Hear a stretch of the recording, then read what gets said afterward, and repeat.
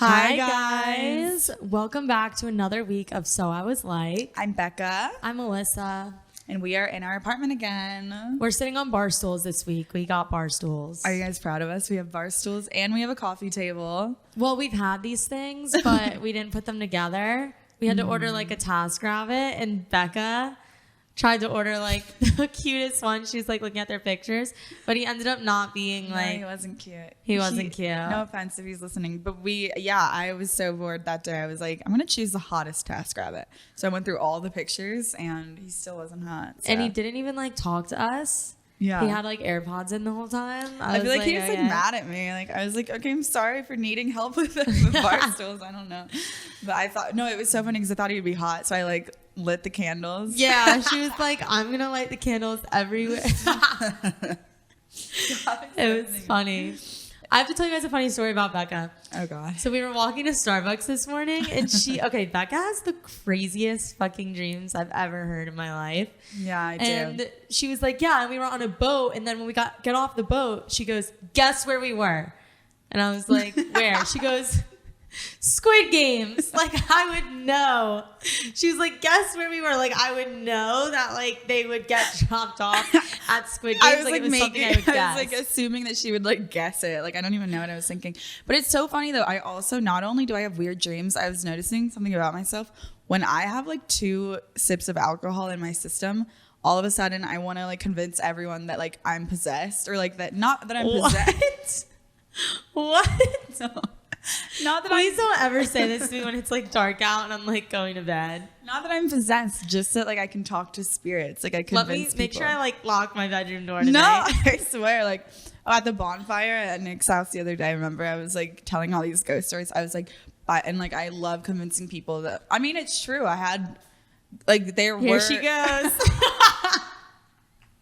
There were dead people. I swear to God, there were dead people in my childhood home, and no one believes me. And I try to explain it to people, and every time I'm drunk, it's like the perfect time. It's like, by the way, does anyone have any ghost stories? And then I look around and I wait for everyone to be done talking. And then she's like, okay, well, let's talk about me. Yeah, my turn. I do. And then I go very in depth. And that is like another fun fact about me, in case you guys already hated me a little bit. And then we got home from the bonfire, and she was like, I'm scared of the ghosts. And I made her sleep with her door open. Yeah, she made me sleep with my door open, which I personally think is scarier. Because what if you like wake up in the middle of the night and you look at your door and there's like something walking by? No, I think that's less scary, because that way you at least, when the door is closed, it feels like you're trapped in your room. Yeah, but they could just go through the walls. You would know. Since when? What is this? Like you're just making up rules. They can't go through the walls. Did they tell you that? Well, they probably would if I was listening. I wasn't listening the past couple of years. I haven't been talking to them. Anyways, you guys don't think I'm crazy. I have an update on. Oh my god, I have an update on 2 past characters in the podcast. Do you guys remember server Instagram man? This is the man that asked like our server for her Instagram when I was like had my back turned. Mm-hmm. I'm officially done with him. I've decided. What happened? Okay, so when I'm drunk, like I'm pretty annoying. Like I like to annoy everyone. And all I did was say hi. Like I just texted him and said hi. And he was like, honestly, you've just been a lot recently. And I'm like, ew, that's so gross. Like, why would you say that to me? Like a lot in the sense of what? Just like, oh yeah. And then, so I guess this is what like that meant. He was like, you've just been a lot recently. Confidence has been through the roof. Like I've just been like happy and like, I don't know. Just like enjoying your life. Yeah. So when I met this guy, I met him in like March, and I was like down in the trenches mentally. Like I was so depressed all the time. I didn't talk to anyone. Like he always had to like pull conversations out of me. And I think now that I'm like happy, he's like, ew. Yeah. Do you think that? I think that's the thing, is like confidence is, people swear it's like a turn on, but like sometimes with guys, I honestly think that they don't want a confident girl. They don't want like a fully confident guys girl. Who are really insecure, they don't like confident girls. Mm-mm. Yeah, no, they pretend like they do, but like when it comes down to it. Right, because he used to tell me back when I was like depressed, he would be like, yeah, I love girls that are like bold. And now that I'm like not depressed anymore. It's like, oh wait, not like that though. Like not like you though. Like not this. Yeah, bold. like I want you to act exactly like this. So I think that another thing though is your social media from an outsider's perspective is very confident. Like you come across as very confident. And would you say that's like accurate or no? I mean, I guess it depends. Like I feel like I go up and down, but when I'm really, really down, I do keep that like confident persona. But I wouldn't say that it's like that's who I am like 100% of the time.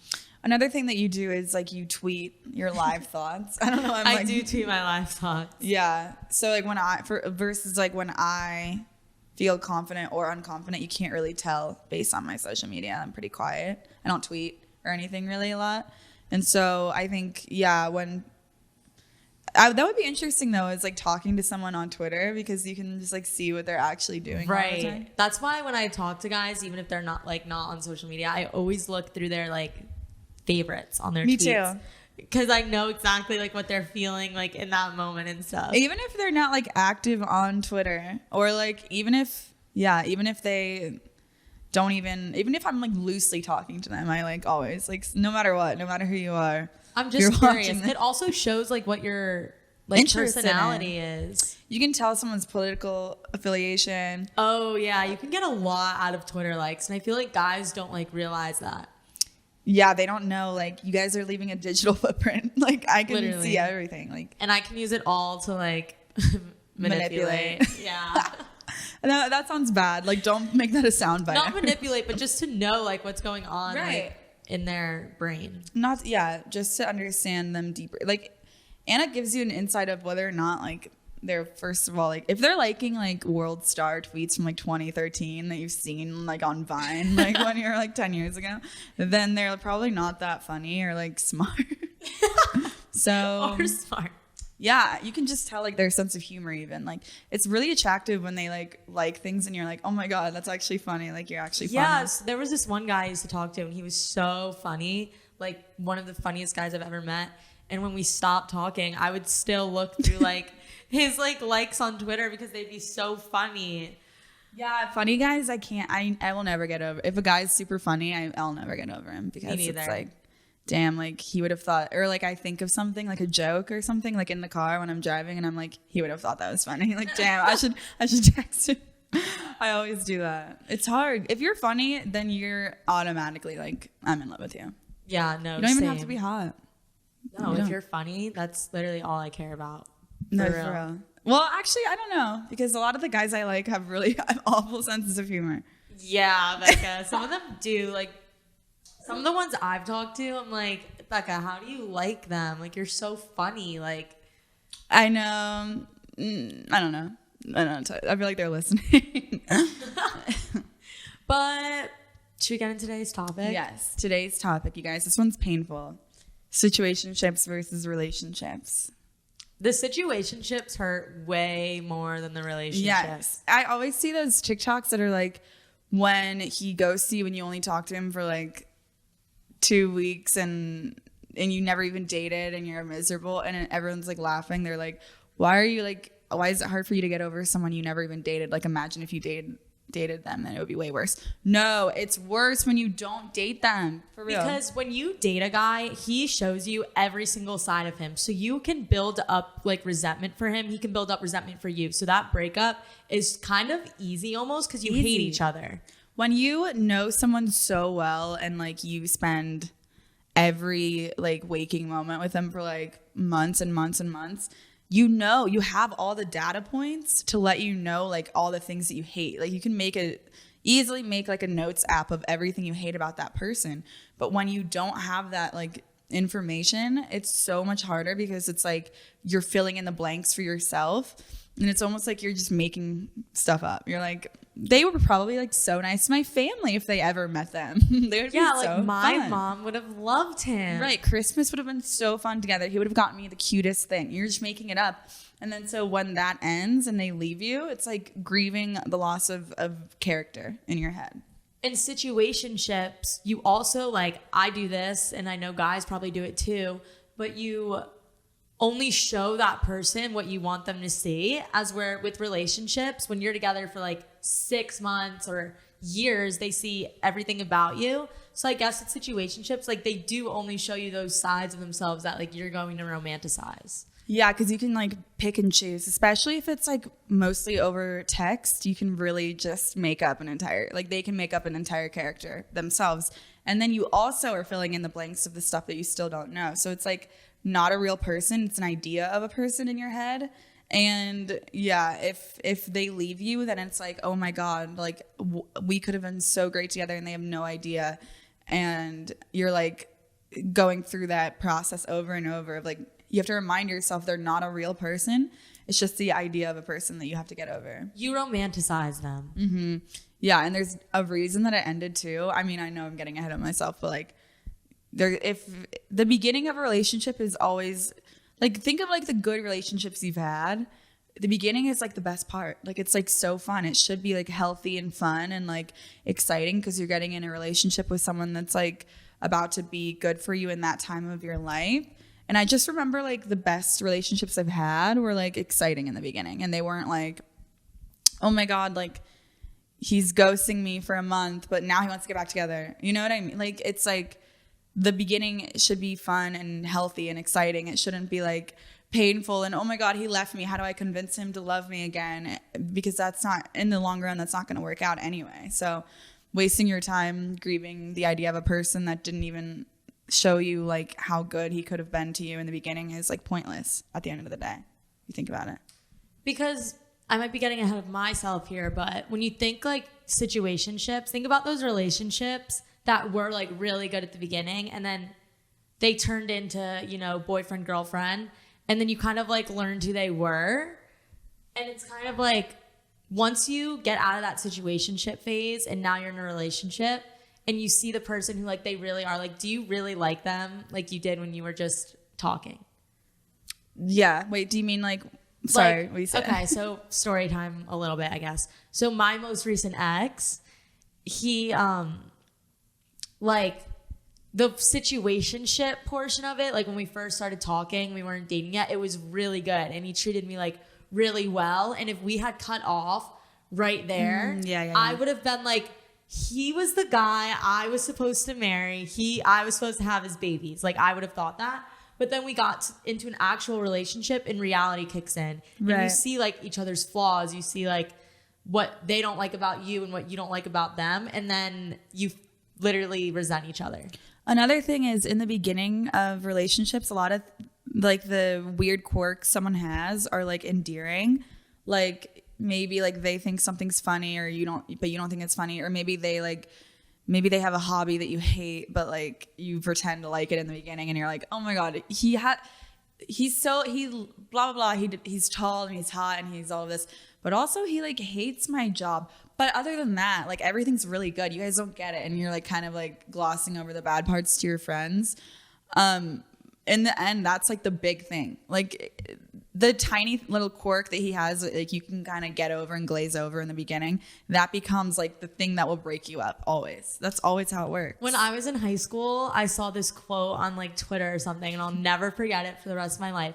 But it was something along the lines of like, the reason you fall in love with people could be the reason you fall out of love. So like, the things that you love them for, once you're in a relationship, could be the reason that you like start to hate them. Yeah, and I another thing, I think I get like blinded by, like in the honeymoon phase, I think I get a little bit blinded by like the physical side. Like that's really all like like when you just do that. I see what you're saying.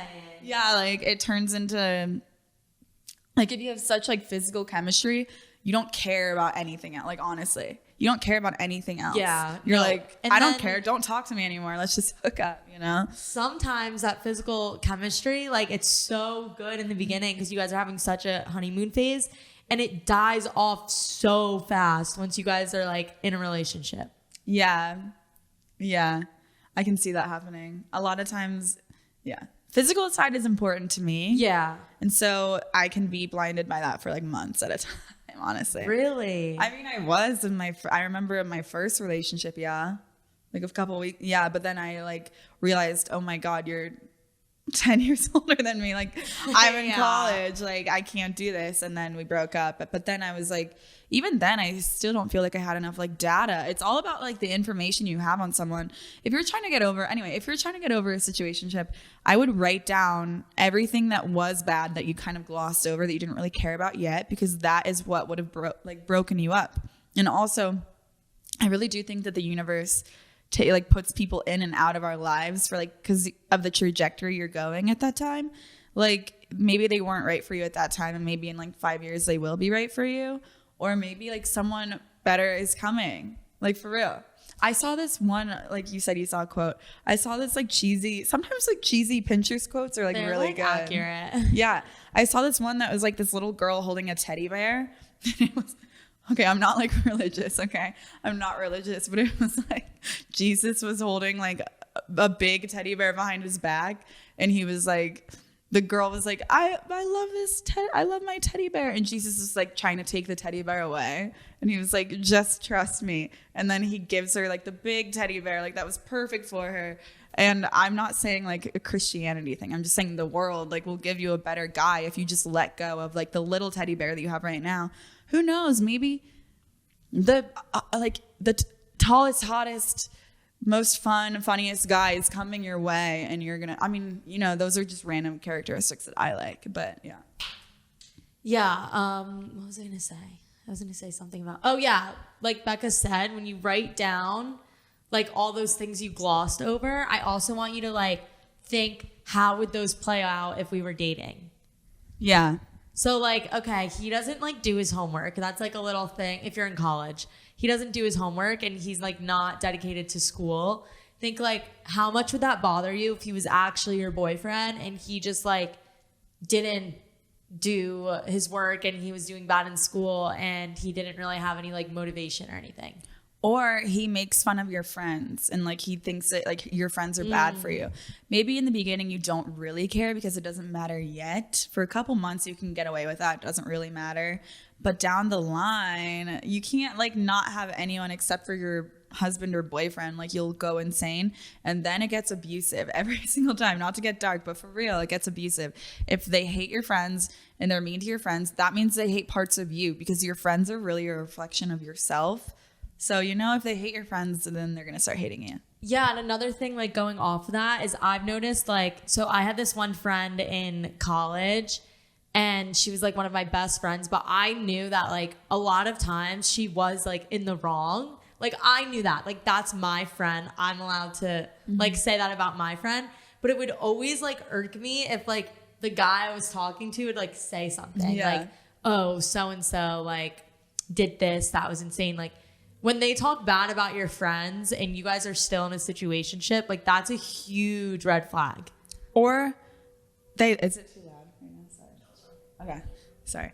Or if they love to go out and, like, that's, like... And that's fun in the beginning. I love going out with, like, the guy I'm talking to, too. I love drinking with him. It's fun. It's, like, wine nights are fun. But down the line, if they're, like, in a frat, I've seen it happen all the time where, like, they go out every night and then they only come home to, like, hook up with you, and then you wake up and then they're hungover, and then the cycle repeats over and over, and it turns into, like, how would that play out, like, a year from now? They're still going to want to go out, and then they cheat on you. Yeah. That's what happens. This was, like, a huge thing with, like, one of my friends that I used to be friends with, but she was, like... This goes for both guys and girls, by the way. She was, like, going off the rails, like, doing so many drugs, going out every single night, like, literally every single night. Sunday nights, Monday nights, Tuesday, every night. And the guy that she was talking to, they started to get into, like, a relationship, and he was getting, like, really turned off. And I turned to one of my other friends, and I was like, you know, like, it's good to, like, go out and have fun when you're in a relationship. Like, I don't think people should just stay inside and stay, like, cooped up. I think it's when you're first talking to someone, it's good to show them that, like, I can go out and, like, have fun and drink and not be attached to you all night. But sooner or later, like, that does get really old and you can, like, overdo it. Right. So when you're in that situationship, like, you gloss over those little things, and then you're in a relationship and it's, like, a huge problem. being cooped up is bad too. You need to see how they shouldn't only be coming over to your house, or you shouldn't only be going over to their house, because you need to see how they interact. Something about like seeing someone interact with the people around them, their friends, is very important, because you know like where they fit in their friend group. Like, are they like nice to their friends? Are they like, do their friends respect them? But you also need to like introduce them to your friends and see how respectful they are to your friends and like your family, like blah blah blah. So like I think that you need to, definitely like you need to test out every environment possible. But also we're saying all of this like stuff of like negative things about guys, but there are so many healthy relationships that I've seen that like I just know that if you're having like a really toxic situation, like have like think of like an example of a healthy relationship you've seen. Like, don't you want that? I want that. Like my cousin had this boyfriend who I loved. Like they were dating for like 12 years, but he was so great with us. I remember like he was so fun. He wanted to get to know everyone around her. He wanted to like, he took us out to like eat all the time, and he was just like a really great guy. And I always think like I want a boyfriend like that. That was like, and he was so respectful of like she was vegan, so he decided to try being vegan for like 10 years. He was vegan with her. Aww, it was sweet. That's so cute. I know, I still miss him. I love him, but he was so like, he was involved in her life. Like we were involved in his life. And then I turned into me forgetting that he wasn't really my cousin, because he was around so much and he would like babysit us, and he was just so positive and fun. And like I really want a guy like that like is supportive. Like being vegan, like that's like such like a niche or like a random thing, but like being supportive like of like the random interests that like your girlfriend has, I think is so important. Like if a guy supports random like things that you want to do, then I think that guy's a keeper. So yeah, that's like an example of a healthy habit. A lot of times like these situationships that you're like so upset over and you're like torn up over and you feel like the world's ending, they don't turn out to be like these relationships that like Becca's talking about. So people always ask, like, how do I get over a guy that I never dated? And it's that literally what Becca said. Like, think about, healthy relationships you've seen. Can you see it playing out like that?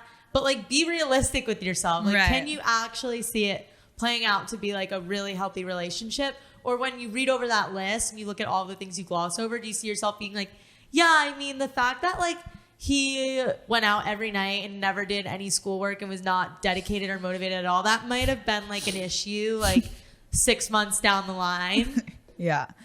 Also, like the first step is like admittance that it's literally an idea of a person.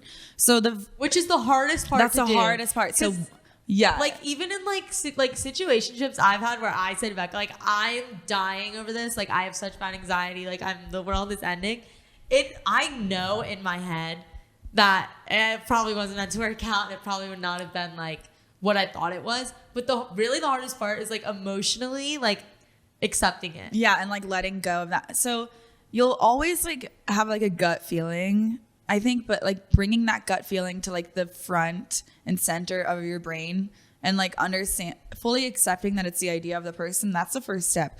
So the second you find yourself being like, okay, I know I'm just making up a character in my head, you are on the right track. Like that's the right track. Keep thinking about that and focus on the fact that it's just the idea of a person. And when you find yourself like romanticizing it again, think about it again, that it's a character. It's not real. Like it's like a movie character that you're making up. Just keep reminding yourself until one day, like you kind of forget to think about them. And then you're like, just keep reminding yourself. What do we do though when like it is someone that like could really have been like a solid, healthy relationship and like you are the one that fucked it up? I did, yeah. I've done that. I've done that too. And honestly, I'm noticing that maybe I am the Sometimes you're like, maybe that was me. Maybe I shouldn't have done that. I do think that like lately I blame a lot of things on the guys in my life. And I do think that I don't have good taste in guys, I'm going to be honest.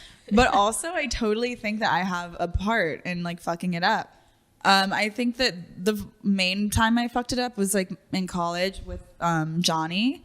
And that was so hard for me to get over. That was literally so hard. I think he was just a really good guy in the beginning, but like time, you'll see like the bad things about them, and they always go downhill. Like, no offense, Johnny, I'm sorry, I love you, but like they always just like something goes wrong in their life. She loves you. Miss you. Come back. No, don't. Please no. And yeah, I think that time, it's so painful when you fucked it up, but like identify what you did wrong. So for me, it was like blacking out and making a mistake. Like that was my mistake. It was like being drunk. So now I try not to black out around the guy that I'm seeing. Working on it. Like, I guess for me, like I messed up so bad, but I guess like I hate the saying time heals all wounds, because I really don't think it does. Like, I really don't believe that, because I look back on it and it's been like a year and a half and I'm still like so upset I did that. And I see him with his girlfriend and I'm like, oh, I know they're happy and like healthy and stable.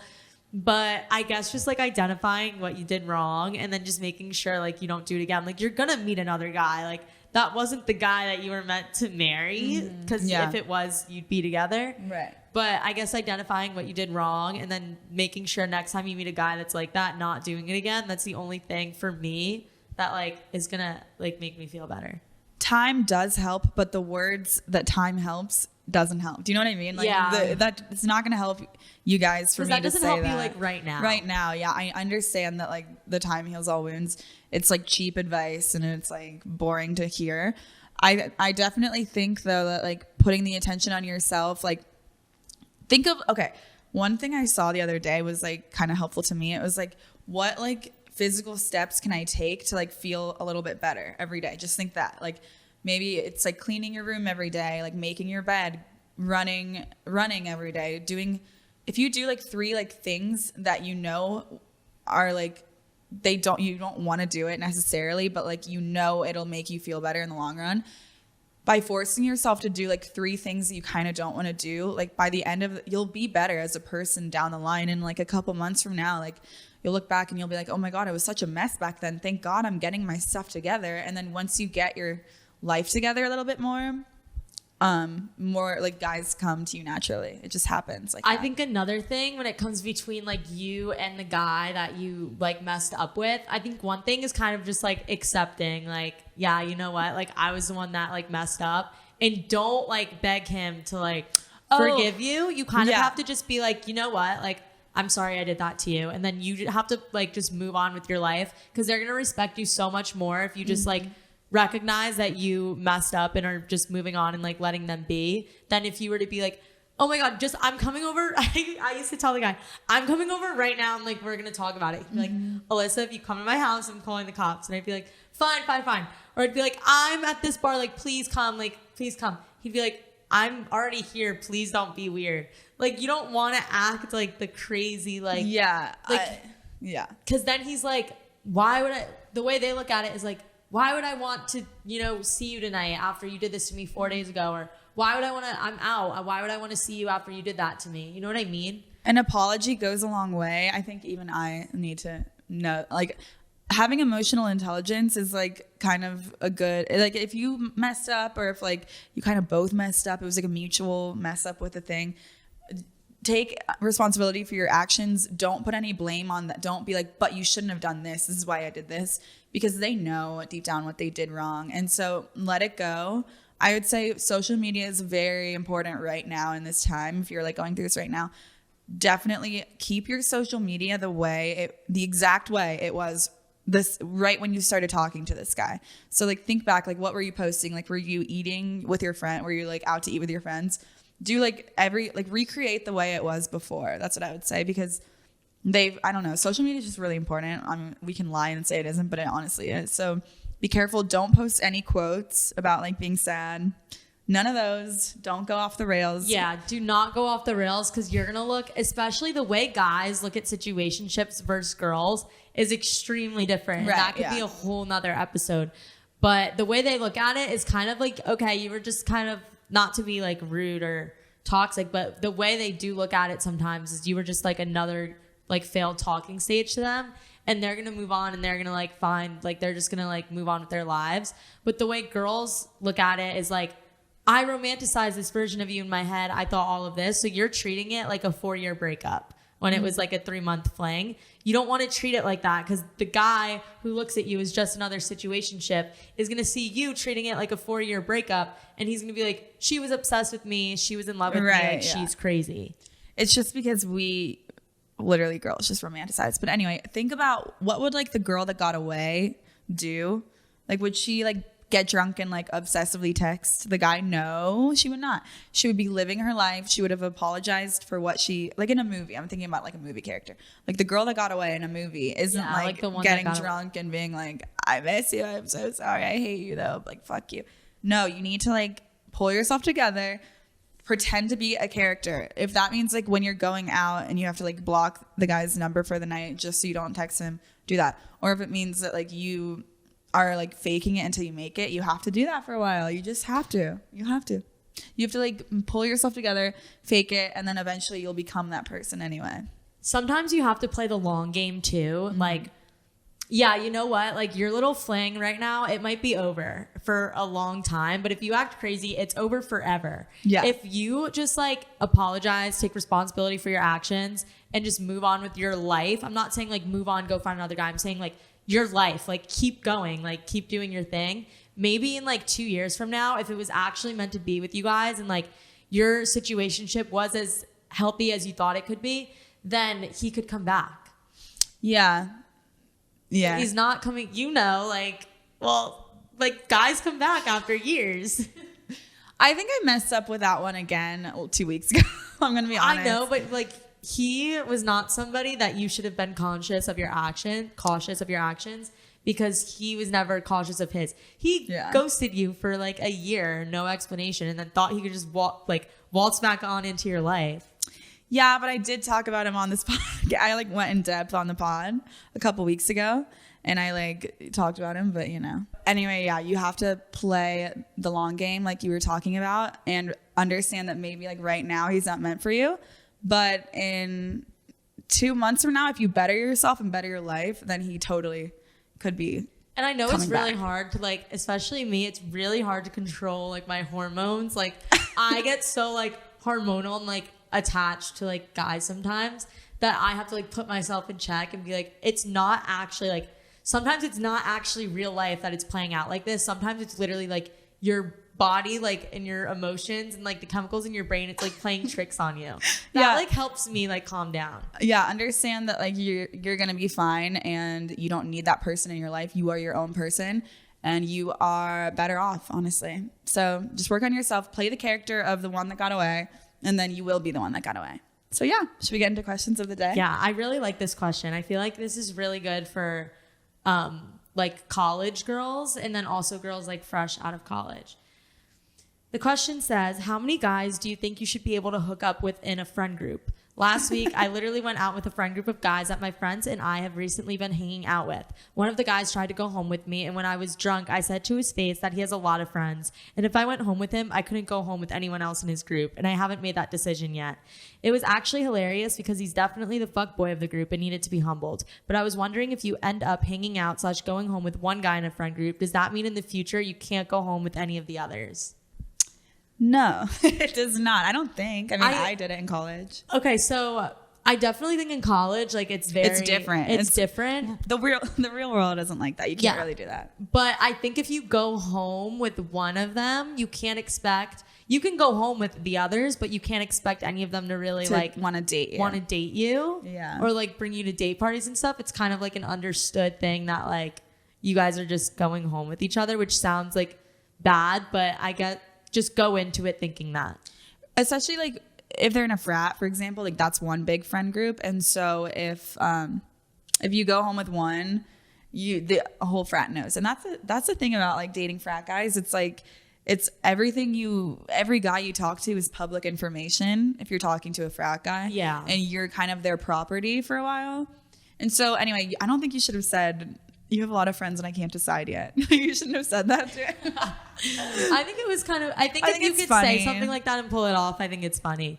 Yeah. But if you like aren't confident in saying that, I wouldn't suggest saying it. Like if you're being like legit, like that's a little. Yeah. But no, I think that you have to choose. I'm sorry, you have to choose your guy. I think you have to choose two. Doesn't it suck though when you choose the wrong one and you get it wrong? It does. It really does suck when you like choose the wrong one and you like. There's that other one that's like always hitting on you. It's like nicer, and you're like, what the fuck? Damn, like, what did I do? This like, guy why did I do sucks. this? Yeah, literally. But also, like, I don't think guys get as heated about their friends hooking up with a girl they've hooked up with as much as girls do. Like, if you were to hook up with a guy I've hooked up with, I'd be mad at you. We just wouldn't do that. Yeah, we wouldn't do that Not to each other. But we're saying, like, girls, like, that's how they, like, act. Yeah, because girls... The thing about girls is like we don't have categories like guys do. Guys have categories of like I would date this girl or I would hook up with this girl. Girls is kind of all blended together. Yeah, they're like there's a possibility with everything. You never like, know. Everyone's a possibility. Whoever impresses me today, but you never know. But yeah, that's the thing is guys, it's different because if you're just like in the hookup category, they don't care. Next question. So I have a question. I don't know how to play guys or make them chase me. Once they give me any sort of attention, I'm hooked on them and ignore everyone else. How do I not catch feelings so fast and make them want me? Play a character. I don't know. Pull away. Pull away. Always pull away. Just pretend like you don't like them and then, I don't know, focus on yourself in that time. In the beginning of a talking stage, it's really important to like make sure you have your life together. Like make sure like you're focusing on yourself. Because that is initially what attracts guys to you anyway, is like if you're like focused on your career, your like well-being. So I would say don't care if they're in your life or not, and then they'll chase you. We always say this. Guys always assume that girls are like way them more interested. Way more than they like the girls. So pretend you don't like them because it'll drive them crazy. Yeah, because you have to understand there's always like a little factor of them. They think that you're a little bit more interested than you actually are anyway. So you have to like take account for that and pull back that amount, you know? Does that make sense? No, that makes sense. Okay. So anyway, I feel like today was a good episode. We gave you a lot of solid advice. I feel like we gave a lot of like healthy that was advice. Like therapy. That honestly. was like therapy. I needed to hear some of that. Honestly, I needed that advice too. Yeah. But anyway, thank you guys for listening. Follow us on Instagram. So I was like, pod. We have a TikTok now. If you guys want to follow it and like be nice to us in the comments. It is in the wrong demographic right it now. Has fallen, I literally like, I don't want to talk about it. It's fallen on the wrong side of TikTok. So goodbye, everyone. Thank you for listening. Bye. Subscribe. Rate us 5 stars. Follow us. Okay. Bye. See you next week.